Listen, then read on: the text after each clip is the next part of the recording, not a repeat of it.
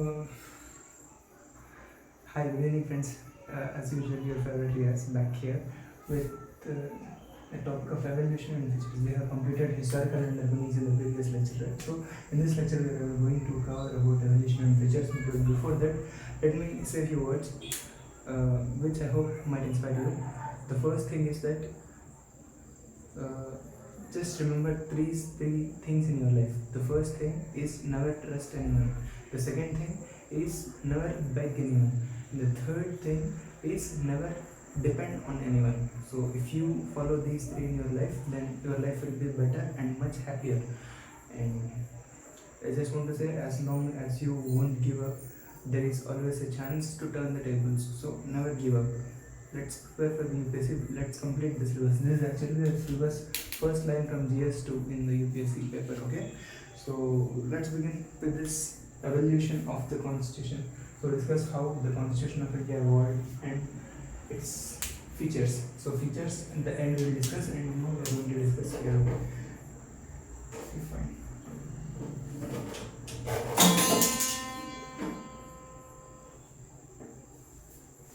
So it all started in 1934.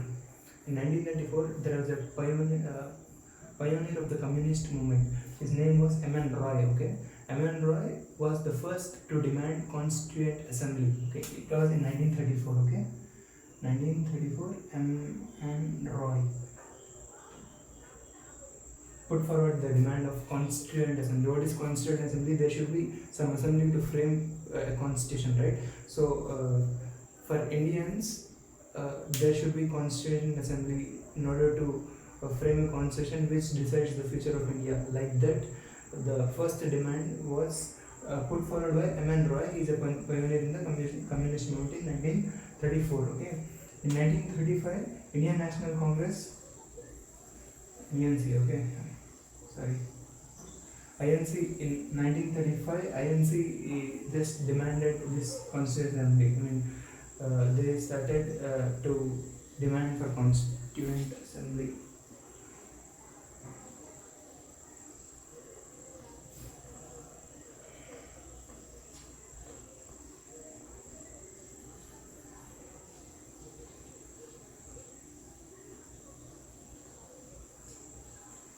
So in 1934, this was just a proposal by M.N. Roy. In 1935, Indian National Congress officially demanded Constitution Assembly. Okay? In 1938, Jawaharlal Nehru said that the Constitution Assembly should contain, the Constitution should be framed by the Constitutional Assembly, which should contain independent Indians only.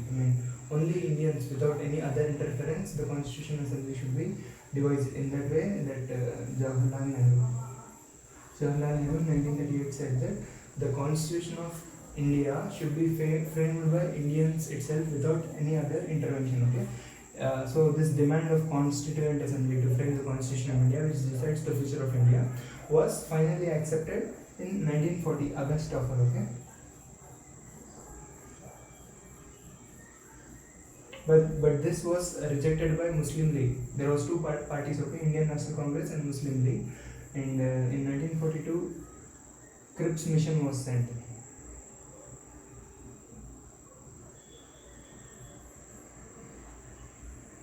So Cripps mission was also rejected, and finally the demand of the independent India was fulfilled.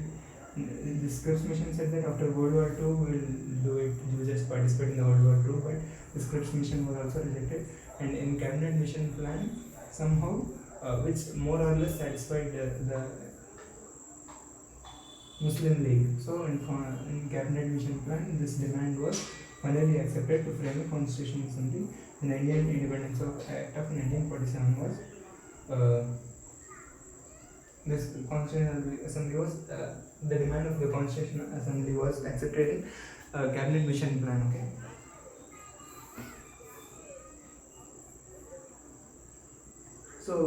So in order to frame the constitution assembly, there should be seats, right? So these seats were totally 389 seats. Here I have written 389. Out of 389, 296 belongs to British India. 93 were nominated by provincial government. It was So 93 were nominated by provincial government, and 296 were given. 296 seats were given to British India. Okay. In 296 also, 292 were drawn from what we call governor province. Okay, here 4 seats were drawn from commissioner province. Sorry, governor province. Yeah, that's what it is.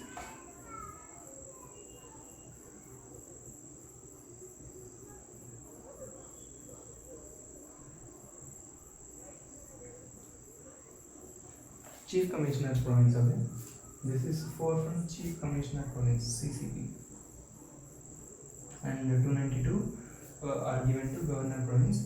And the elections for these 398 seats were held in July-August 1946. Okay, in 1946 the elections were held, and Indian National Congress won 208 seats, while Muslim League won 73 seats, and the remaining 15 were won by other independent participants who were elected.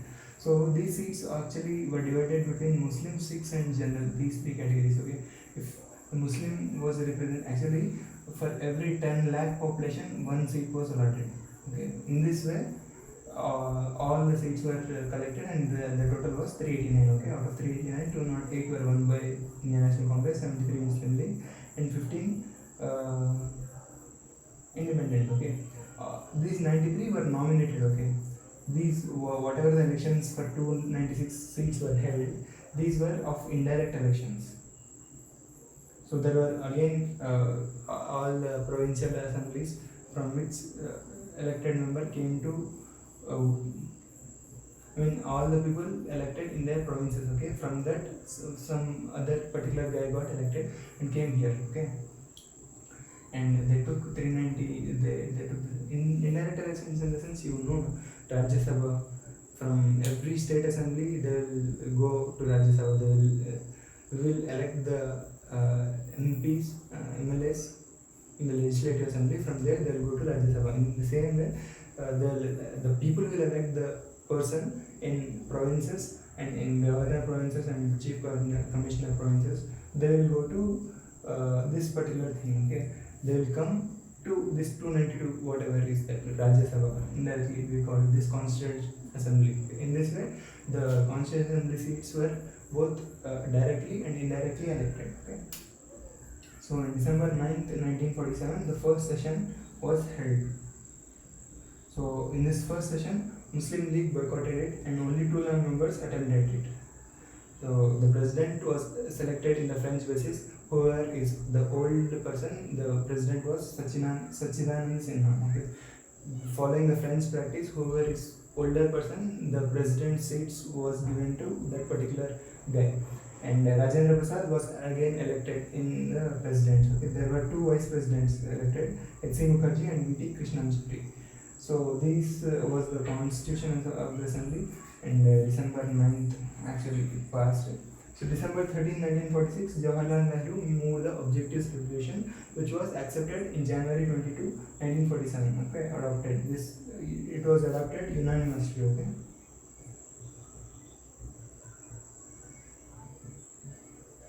It was adopted unanimously. January 22, 1947. The Objectives Resolution was adopted unanimously, and from December 13, 1947, the first session. So from this till January 26, 1949, it took 2 years, 11 months, 18 days to frame the constitution. Okay, so after they framed the constitution, after the drafting committee chairman, there were many committees formed. Okay, these committees are divided into major committees and minor committees, and the final draft of the constitution was introduced on November 4th, 1948. November 4th, 1948, the first reading took place, and the second reading took place on November 15th. Okay, only some few gap was given, and on November 16th, the second reading took place, and almost 7K changes, almost similar to 7,000 changes were introduced. So is the gap. So till 1 year it took. November 14th, 1949, third reading was placed, and our B.R. Ambedkar moved a motion for this particular draft to be passed as the Constitution of India, and on 26 November 1949, the draft was finally passed, the motion was passed, and originally the constitution contained preamble, 395 articles and 8 schedules. So these three were the contained in the original draft of the constitution. And immediately on January 26th itself, many provisions came into effect, like elections, short title, Article 1, 2, 3, 4, 5, 60, 324, 391. All these articles will be discussed, don't worry, okay? All this came immediately, and other provisions came were adopted on January 26, 1949, okay?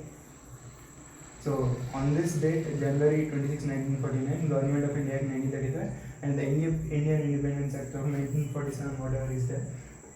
So Indian Independence Act, these two acts got repealed. And there was also one more act, Indian Privy Council Act. This act continued, okay? These two were repealed, and this act was continued from the previous British government itself. So this is all about the how actually the constitution came into effect. Okay, I have told you, from how many seats, how they got elected, and on December 9th was the first session, and also I have told you about the major and minor committees, right? Let's discuss about that major and minor committees. And the chairman of each committee is very, very important for the UPSC perspective. So if you take this book, Lakshmikant, I am referring to this Bible of Polity. So major committees were Union Powers Committee, its chairman was Jawaharlal Nehru, and Union Constitution Committee, again Jawaharlal Nehru. Provincial Constitution Committee, remember how the provinces got united into India. Sardar Vallabhbhai Patel's role was very important, and the Provincial Constitution Committee's chairman was Sardar Vallabhbhai Patel. Drafting Committee, B.R. Ambedkar, okay? B.R. Ambedkar also said many things, okay? He was a law minister, and yeah. Advisory Committee on Fundamental Rights, Minorities, Tribal Affairs, Excluded Areas, it is Sardar Patel again, okay? Fundamental Rights Subcommittee, there were subcommittees in this advisory committee, like Fundamental Rights Subcommittee, it was J.B. Kripalani. Minority Subcommittee, it was H.C. Mukherjee. Northeastern Frontier Tribal Areas, Assam, excluded, partially excluded, it was Gopinath Bardoli. Excluded and partially excluded areas other than those in the Assam, it was A.V. Thakkar.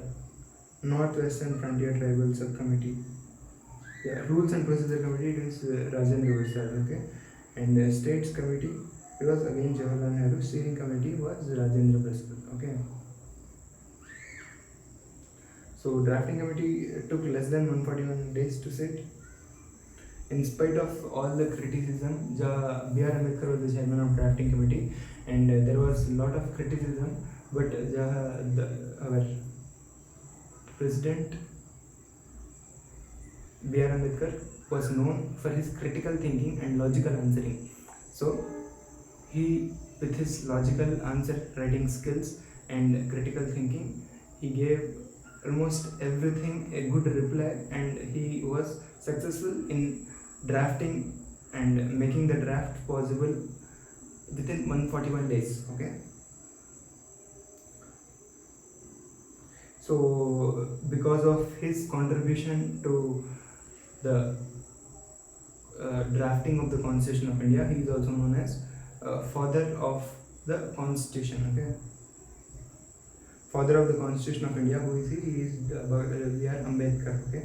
Chief architect of the Constitution of India is also B.R. Ambedkar, and he is also called as modern Manu because of his intelligent skills in reasoning and logical thinking.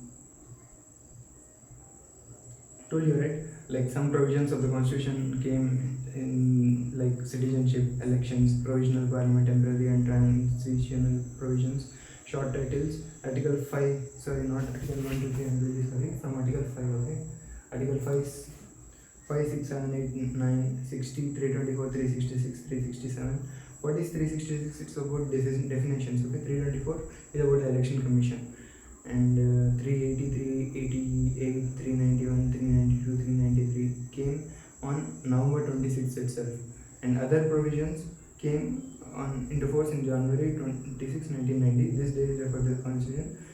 day of its commencement. Okay, the day called January 26, 1950 was called the day of commencement of the constitution.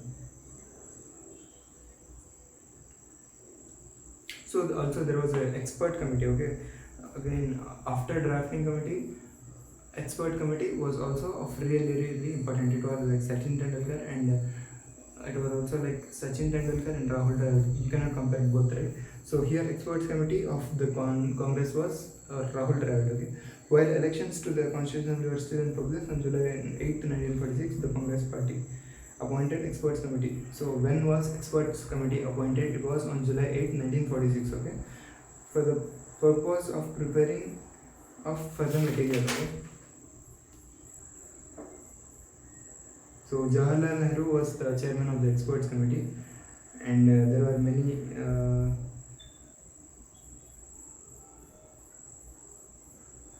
The committee had two sittings. The first at New Delhi from July 20 to 22, 1946, and the second was at Bombay. So in Delhi and Bombay, only two sittings were done on August 15th to 17th, 1946.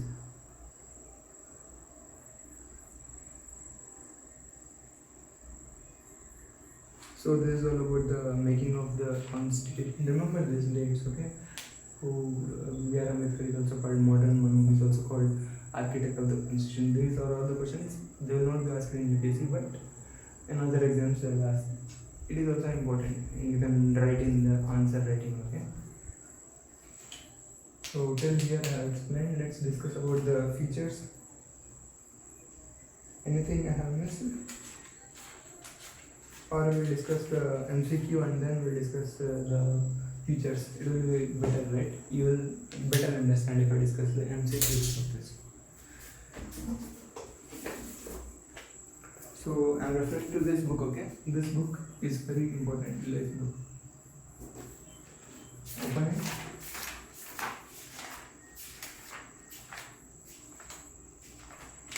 Making of Indian Constitution, only 11 questions are there. We'll start from the first question. Consider the following statements regarding the composition of Constituent Assembly. Okay, the representatives were to be elected from 4 constituents: Hindus, Muslims, Sikhs, and Christians. Was Christians already given? No, only 3 things I have said here. Right? Muslims, Sikhs, and general. These 3 categories. It was divided. The first statement is wrong. So if we eliminate the first statement, 3 only will be the answer. The second statement: the chairman of the Union Constitution Committee was Union Constitution Committee was Sardar Vallabhbhai Patel. Union Constitution Committee was not Sardar Vallabhbhai Patel.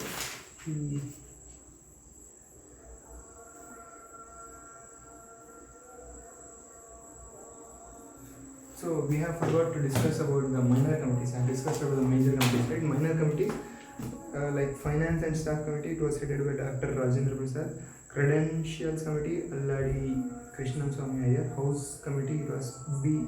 Pattabi Sitharamaya. Older Business Committee, K.M. Munshi. Business in the sense Munshi. Business Munshi Dundi Gavati, K.M. Munshi, okay. Ad hoc Committee on the National Flag, Dr. Rajendra Prasad. Committee on Functions of Constituent Assembly, G.V. Malvankar. Ad hoc Committee on Supreme Court, Varadachari. Committee on Chief Commissioners Provinces, Pattabi Sitharamaya. Pattabi Sitharamaya is from Andhra Pradesh, remember him. Experts Committee on Financial, Provincial and Union Government, it is Nalini Rajan Sarkar, okay. Linguistic Provinces, it is S.K. Dhar. Special Committee to examine the draft constitution is Jawaharlal Nehru. Press Gallery Committee, Usha Tharoor. Ad hoc Committee on Citizenship is Varadachari. Varadachari is again for other committee also, like Ad hoc Committee on Supreme Court and Ad hoc Committee on Citizenship. If you get the name Ad hoc Committee on Supreme Court or on Citizenship, it is Varadachari, okay.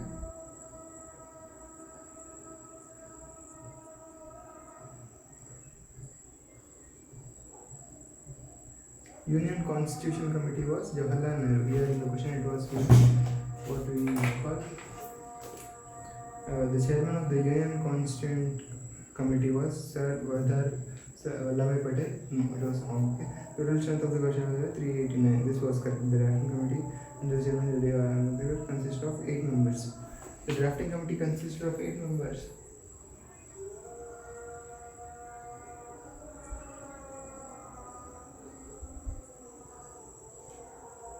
7 members only.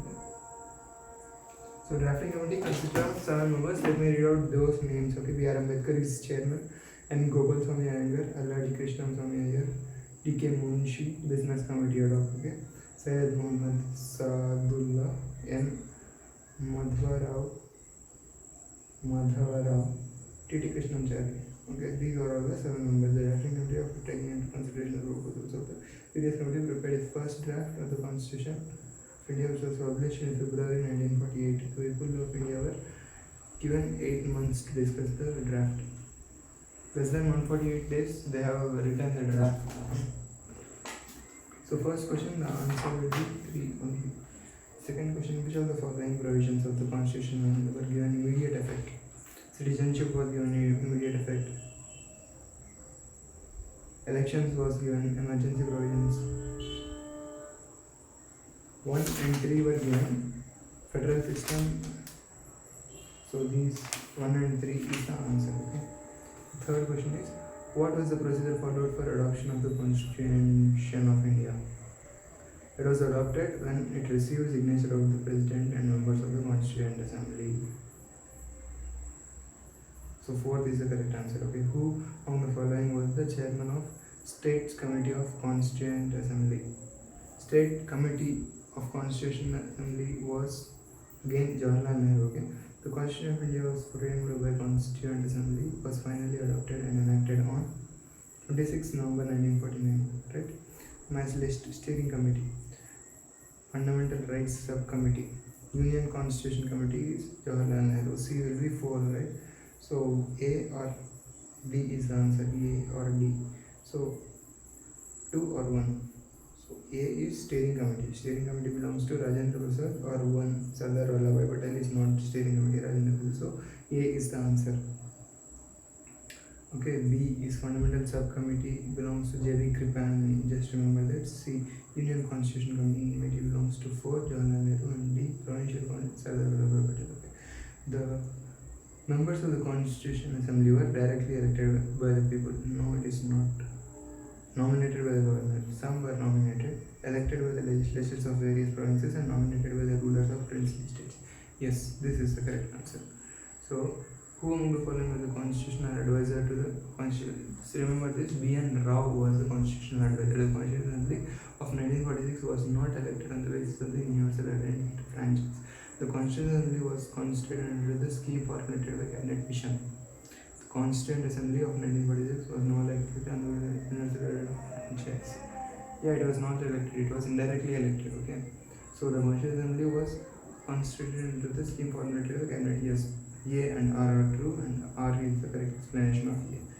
So A is the answer. 9th A. Okay, right. Among the following, more the objectives relation of Jawaharlal Nehru. Consider the following: Dr. Sachidanand Sinha was elected as the provisional president of the Constitutional Assembly. H.C. Mukherjee was elected as the vice president of the Constitutional Assembly. So Sachidanand Sinha was elected as the Sachidanand Sinha.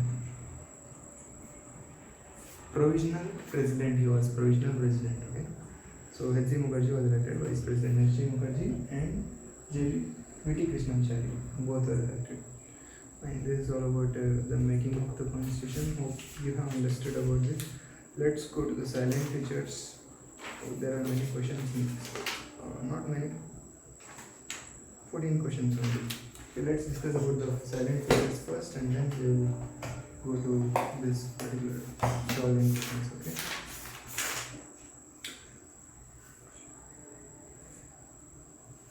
So I have told you how the constitution was framed with all the hard work and efforts of our great ministers, and the draft was proposed by our leader B.R. Ambedkar. He is the leader of drafting committee. Okay. So now we discuss how the constitution was, how it was made. The first feature of the constitution was it was lengthiest constitution. Lengthiest in the sense lengthiest written. So lengthiest written constitution. The constitution is classified as written and unwritten. Unwritten constitution is of Britons, and written constitution is of USS. Ours is the lengthiest written constitution, which consists of 395 articles. It was at the beginning, no more than 470 articles are there, and 8 schedules were there, now 12 schedules, okay, and 20 parts. Now it is 20 parts, okay. It was 20 parts at that time, and now it is 22 parts. So it is the lengthiest written constitution ever.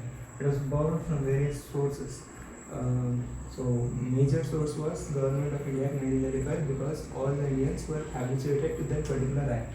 So it was collected from various sources, like fundamental rights were collected from USA, while fundamental duties were collected from the USSR, and federation with strong center was a Canadian thing, and joint sitting was taken from the Australia, and what else? Equality, liberty, fraternity, these things were taken from the France, and rule of law was taken from British. So let's discuss this, okay? This is very important.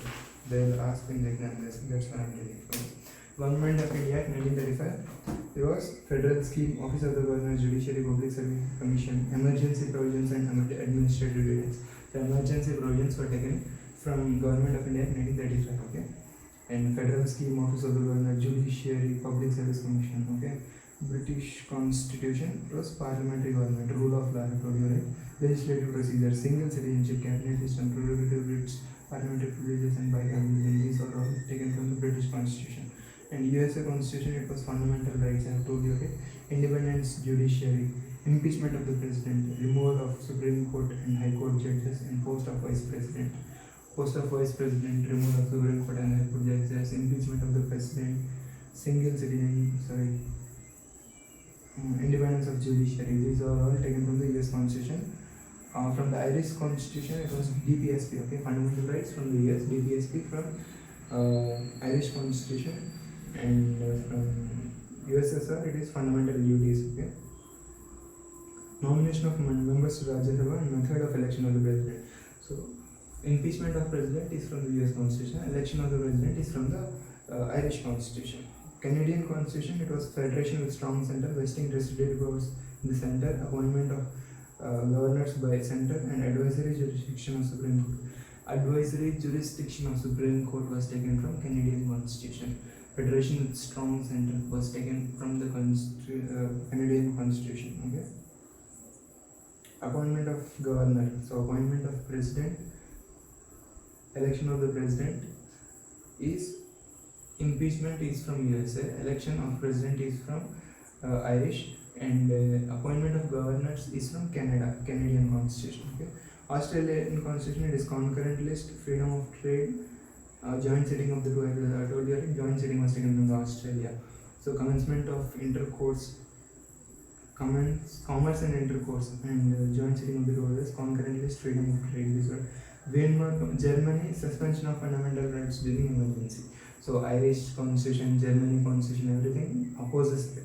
If US Constitution, we take the impeachment of the president, and Irish Constitution, it is election of the president. And if from US Constitution we take from the fundamental rights, then from this particular Germany we will take suspension of the fundamental rights. Okay. USSR, fundamental duties and ideals of justice, like social, economic and political justice. And French Constitution, ideals of liberty, equality, fraternity, and preamble also. Liberty, equality, and three things: liberty, equality, fraternity from French Constitution, and ideals of justice like social, economic, and political justice from USSR. And Japanese Constitution, procedure established by law. Don't get confused. If you put procedure established by law for British Constitution, it is wrong. Okay, these are all the sources which have not taken, and many criticize that Indian Constitution is all the blend of all the constitutions.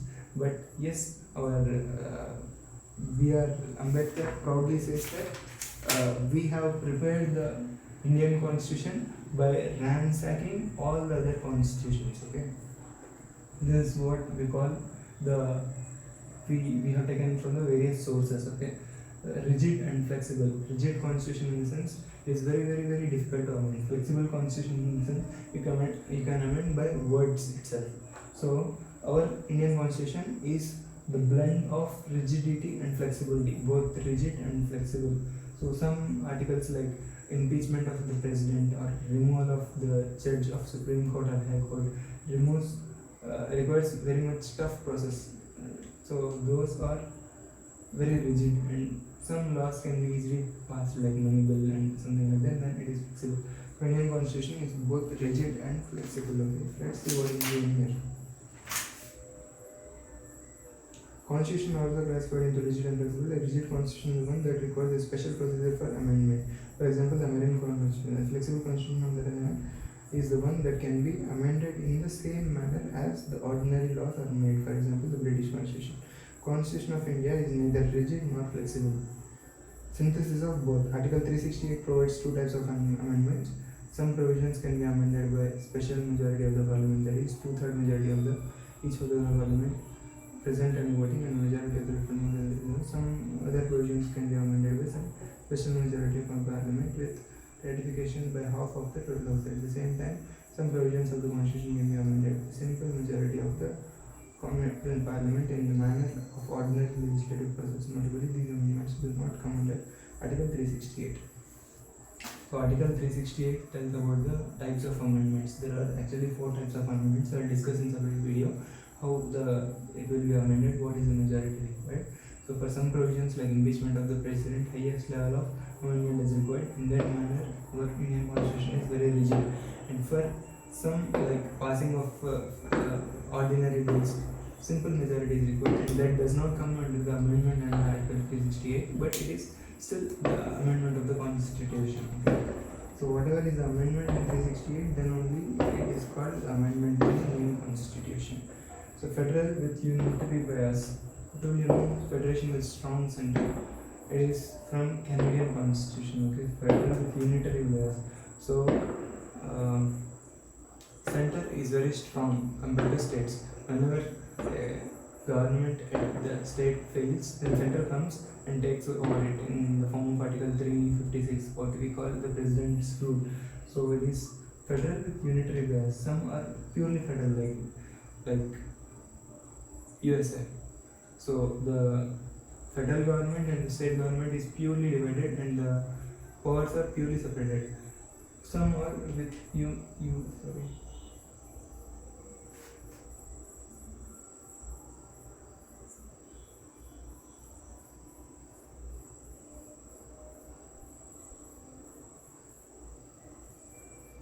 See, the term federation has nowhere been used. Federation in the sense division of power, okay?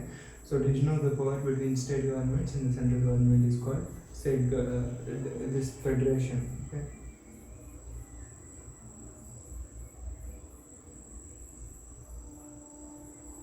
So Indian constitution is federal in form but unitary in spirit. What we call quasi-federal, okay? Indian parliament is quasi-federal.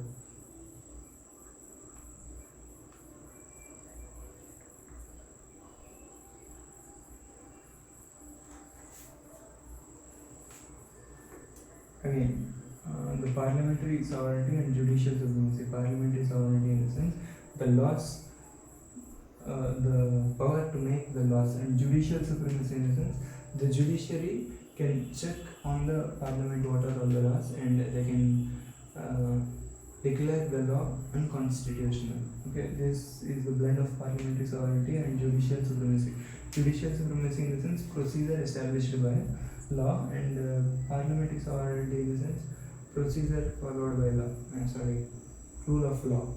This only whether the procedure followed is not, whether the procedure is followed correctly or not while framing the constitution, we see it. And the procedure established by law in the sense we will see the inherent goodness of the law. Okay.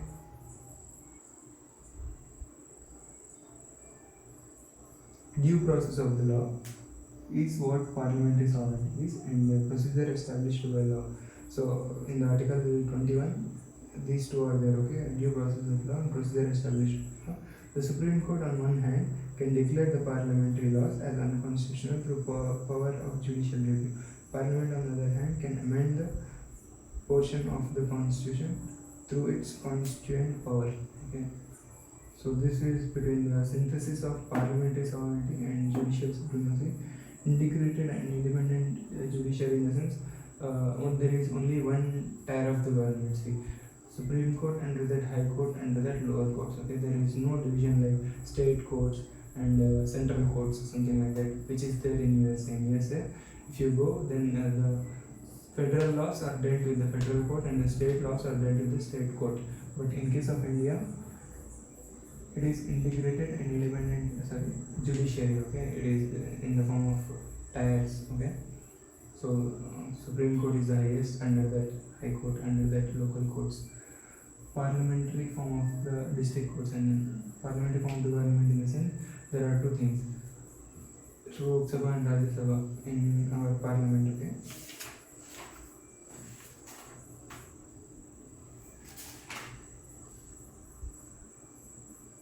See, parliamentary form of the government, in the sense, in the states also they follow legislative assembly and legislative council, right? So it is the parliamentary form of the government. So these are all the features which in exam they may ask. The features of the parliamentary government in India are presence of nominal and real executives, majority party rule, collective responsibility of executive to the legislature, membership of ministers in the legislature, leadership of prime minister or the chief minister, dissolution of the lower house. Even though the Indian parliamentary system is largely based on the British pattern, there are some fundamental differences between the two. For example, the Indian parliament is not sovereign body like British parliament, whereas the Indian states has an elected head, while the British state has hereditary head. In the parliamentary system, whether in India or Britain, the role of the prime minister has become significant and crucial. Fine, this is all about the parliamentary form of the government. Fundamental rights. There are 6 fundamental rights. Okay, let me read out. Right to equality, it is there from Article 14 to Article 18. Right to freedom, Article 19 to 22. Right against exploitation is Article 23 to 24, and 25 to 28 is rights of freedom of religion. Cultural and educational rights comes under Article 29 and 30. Right to constitutional remedies comes under Article 32. These are all the 6 fundamental rights. So in Article 32, right to constitutional remedies, the aggravated can directly go to Supreme Court, which can issue the writs of habeas corpus mandamus, probation, seizure, FEHO, and over the restoration of the rights. So any of these fundamental rights are violated, then you can go directly to Supreme Court. If apart from these any right is violated, then you are not allowed to go to Supreme Court. You have to go to the local courts, then district courts, then high courts, and finally, if you are not satisfied, you can go to Supreme Court. So directive principles of state policy. Directive principles of state policy. Fundamental duties. From where it is borrowed? It is borrowed from USSR. Okay. It is through 42nd Constitutional Amendment and 51A and Part 4A and 86th Constitutional Amendment, right to education, added one more fundamental duty. There are totally 11 fundamental duties. There is a feature of the Indian Constitution, and DPSP. B.R. Ambedkar said that these DPSP are novel feature of the government. DPSP in the sense the directions to be followed by the state governments while implementing their laws so as to become a welfare state. Single citizenship. Throughout India, you don't have separate citizenship like state citizenship or central citizenship. Overall, you are Indian citizen. You have only one citizenship. Emergency provisions. There are 3 emergency provisions. Okay, Article 352, 356, 360. This is national emergency. This is President's rule or state emergency. This is financial emergency. So we have 3-tier government, and first tier is in the central, second state, the third is local government. This local government was given the constitutional status through 73rd and 74th Constitutional Amendment Act. This was done in 1992. Okay, through this our gram panchayats and the local representation scheme. We will have separate discussion about this in that chapter. Okay. So this is all about the features, and we will discuss about the schedules. What are the schedules of the Indian Constitution? Okay? The first schedule states name of the state and the territorial jurisdiction. The second schedule states powers, provisions relating to emoluments, allowances, privileges to the president, governor, speaker and deputy speaker, chairman and deputy chairman of Rajya Sabha, speaker and deputy speaker of legislative assembly, chairman and deputy chairman of legislative council, judges of Supreme Court, High Court judges, comptroller and auditor general. For all these salary emoluments and procedures are there in the second schedule of the constitution. Third schedule, it requires special amendment, article 368. According to that, we have to amend in order to change. First two we can amend simple majority, but the third requires the special amendment. In third schedule says that oath and affirmation to the president, union ministers, state ministers, oath on affirmation or affirmations for the union ministers, candidates of the election of the parliament, members of the parliament, judges of the Supreme Court, comptroller and state ministers, candidates for election to the state legislature, the members of the state legislature, judges. Okay. Fourth schedule, allocation of seats in Rajya Sabha to the states and the union territories. Allocation of seats in the Rajya Sabha to the states and union territories is what we call in the fourth schedule. Fifth schedule is about provisions relating to administration control of the scheduled areas and scheduled tribes. Scheduled areas and scheduled areas, SCA and ST. Okay. Scheduled areas and scheduled tribes. Sixth schedule is about Assam, Meghalaya, Mizoram, Tripura. Provisions relating to administration control. Seventh schedule, region of power between union, concurrent list, union list, state list is what we call in the seventh schedule. Remember third, fourth and seventh, 8th, 9th, 10th, 11th, 12th. These are the schedules which require special majority. We will discuss the schedules and then we will talk. Okay, 8th is about languages. Till 8th schedule we have discussed. Okay, what does the 4th schedule say? Allocation of seats in Rajya Sabha. Okay, what does the 7th schedule say? It is about oath and affirmation. No, it is the 3rd schedule, right? So 7th schedule is about division of powers within state. 8th schedule is about languages. 6th schedule is AMMT. 5th schedule scheduled area and scheduled tribes. Okay, remember this. 9th schedule. This was the first schedule added. Acts. So in 1950 through first amendment the schedule was added. During the freedom, the zamindari system was prevalent at the time of the British. So immediately when we got the freedom, many were deprived from their property. I mean, land was taken away and they can go to Supreme Court directly. In order to curb this, they have taken land as a special subject and kept it in the 9th schedule. If you keep anything in 9th schedule, then it is far away from the judicial review. So Supreme Court cannot intervene. In order to control that, the 9th schedule was introduced. This was from the first schedule. Okay, so 9th schedule is that, and 10th schedule is it is introduced in 52nd Constitutional Amendment, and it is about the defection. If you go from one party to other party, then you will be suspended from your seat will be taken away in the parliament. So this is about the anti-defection law. Is 10th schedule, 52nd Constitution. 11th and 12th schedule, 73rd and 74th Amendment. It is told you right, 73rd and 74th, 1992. 73rd is about the panchayat, 74th is about the municipalities, and the schedule 11 is about the panchayats, 12 is about the municipalities. This is about the making and silent features of the Indian Constitution. And taken enough time. Now let's fastly discuss the silent features. MCQ. Okay. Let's go to 14th question. Match list 1 with list 2. 9th schedule. I have told you recently that 9th schedule it will be the correct option. Provision regarding Panchayat Raj institution. No. Provision regarding land reform legislation. Yes. So A is tick. What are all the options? A 2. So B and D suits. So B is 5 or 1. What is B? 10th schedule 5. Provisions regarding disqualification of the professor defection. Yeah. B is 5. So B is 5. A is 2. B will be the answer. So let's see other two, C and D. From to C will be 11th schedule, and the 6th schedule is about AMMTS, Samaya Ramadan Tripura.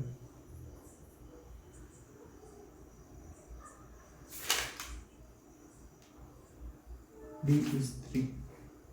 Presenting evolution of tribal areas. Assam, Mizoram, Tribal areas, tribal areas. Okay. Consider the following statement: the silent feature of the Indian Constitution provided for single citizenship for the whole India. Yes. Strictly federal form of the government. No. Second statement is wrong. If you eliminate it, you will get 1 and 3 as answer. 3 is unique blend of rigidity and flexibility. Yeah, that is correct. These are the following statements correctly describe 7th schedule of the Constitution. What is 7th schedule? I have forgotten now. Is division between union list, state list, and everything like that. So the list of distribution of powers between unions and states. The C is correct. It's the C. Yeah. Preamble is also there. We'll discuss it in the next class. Okay. 11th question is about assertion and reasoning. The assertion is that not contented with merely laying down the fundamental principles of the governance, the framers of the Indian Constitution followed the Government of India Act 1919 in providing the matters of administrative details. It was 1935, not 1919. So assertion is wrong. A is false, R is true. Maybe it will be the answer. 11th D. Yeah, 11th is D. R is the framers of the Indian Constitution has apprehension that in prevailing conditions of the country at that time, the Constitution might be subverted under the form of the administration. Consider the following 10th statement, 10th question, okay? Reference to secularism in India. What is secularism? I have never discussed this word secularism. Secularism in the sense the state won't support any religion, or all the religions are equal for state and the state doesn't have any religion. This is what is called secularism. Okay? So secularism means that state has no recognized religion. First one is correct. Secularism means that state treats all religions equally. Yes, second one is correct. Secularism means the state regulates the religion of man. Third is wrong. So 1 and 2 is correct. So list 1 with list 2, emergency provisions, fundamental rights, United States of America. Parliamentary system, it is from the United Kingdom. So B is 3, C is 2. C is 2, B is 3. So C is the correct answer. The emergency provisions we took it from Germany. Really? Emergency provisions we took it from Germany. Germany opposed suspension of fundamental rights. Germany, I think, right?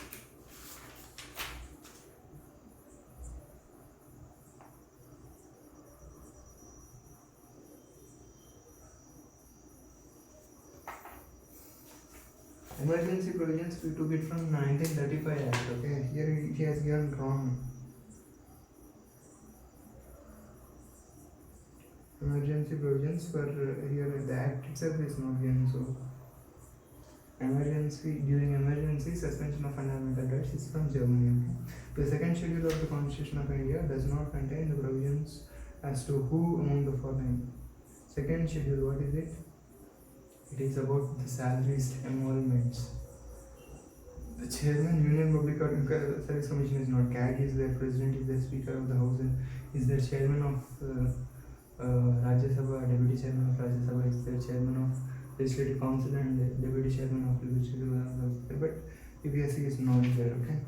Whether the following statement, the Indian Constitution is an unwritten constitution. First statement is wrong. If you eliminate it, you will get 2 and 4 are correct, 2 and 3 are correct. So 2 is correct. Written constitution, largely based on the Government of India 1935, a gift from the British Parliament. No, not it is not gift. We have ransacked it from many other constitutions and we have written it. How can they be gifted from? So 2 and 3 are correct. Okay.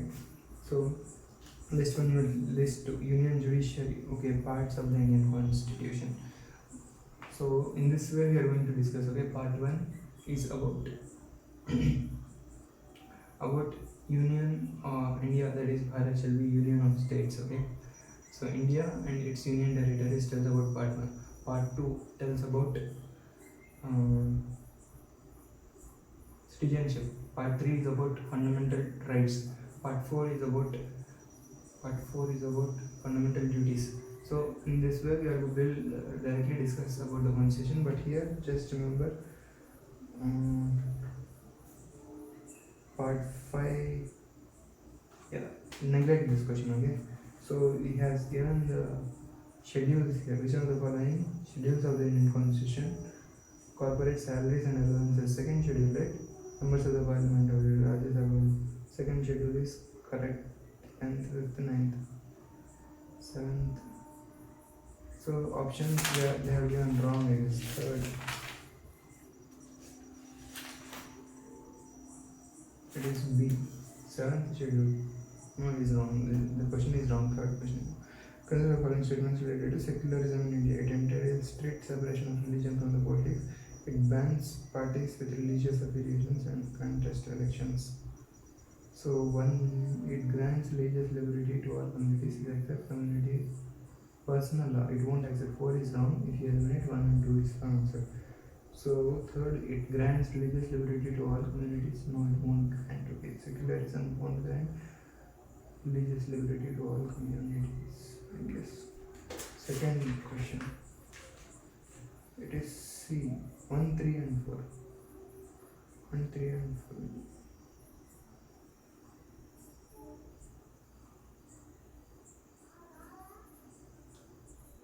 It bans the parties. So second should be eliminated. 1, 3 and 4 are correct, okay? Remember that. Which of the following are correct? Popular sovereignty and adult branches are the basic features of the constitution. Popular sovereignty. The constitution in so far as the division of the power between central and the state is concerned is rigid. The constitution in so far as the division. Second is wrong statement. The constitution recognizes interdependence of civil and economic rights. Complicated statements, just neglect it. Second wrong. If you eliminate it, you will get only one. Fourth, the constitution mentions directly controlled by the people, such as referendum, initiative, and recall. Fourth is also wrong. Only one is correct according to me. Let's see the answer on B.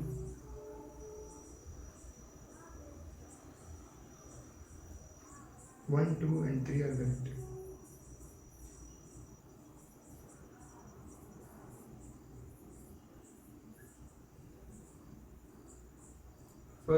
First question, it is doubtful, okay? So we'll discuss it. So this is all about the what you call evaluation and features we have completed. Okay, historical underpinnings we have completed it. Amendments, significant provisions, and basic structure. These 3 topics we'll discuss in one class. Okay. That's it for today. Thanks for being with me. Take care. Bye.